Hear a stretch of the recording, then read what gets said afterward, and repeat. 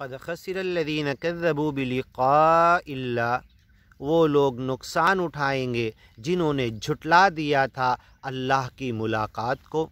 انک کادح الی ربک کدحا فملاقی، دھیرے دھیرے دھیرے اپنے رب کی طرف بڑھ رہا ہے، جا کر اس سے ملنے والا ہے۔ فمن کان یرجو لقاء ربہ، جو اپنے رب سے ملنے کی امید کرتا ہے، پکا ایمان لا چکا ہے، فلیعمل عملا صالحا، اچھا کرم اور عمل کر کے دکھا دے، ولا یشرک بعبادت ربہ احدا، اس سچے مالک کے گیان ایمان میں، ایک مالک کی خدائی میں کسی کو شریک نہ کرے، ملائے نہیں جھوٹے خداؤں کو۔ قد خسر الذین کذبوا، ان کا نقصان ہوگا جنہوں نے جھٹلایا، بلقاء اللہ، اللہ کی ملاقات کو، حتی اذا جاءتہم الساعۃ بغتہ، جب اچانک یہ قیامت کا دن آ جائے گا، کلمحم بالبصر، کلمحم بالبصر او ہوا اقرب، یا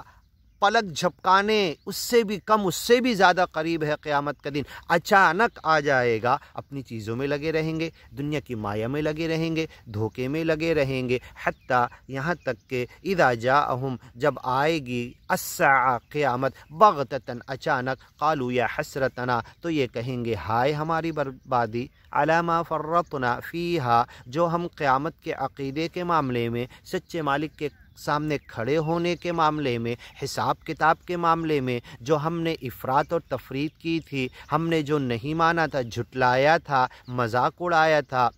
ما فرطنا فیہا وہم یحملون اوزارہم، اب اپنے سارے اگیان کا بوجھ، گناہوں کا بوجھ، اگیان پر چلنے کا، دنیا کی مایا کے پیچھے بھاگنے کا، اپنی زندگی برباد کرنے کے سارے گناہ کے بوجھ اٹھا کر لائیں گے۔ یحملون اوزارہم علی ظہورہم، اپنے سر پر، اپنی پیٹھ پر، اپنے کاندھے پر، اپنے اوپر بوجھ تلے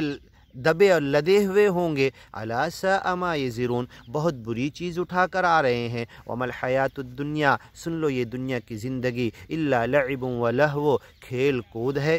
اس سے زیادہ کچھ نہیں ہے۔ وللدار الآخرہ،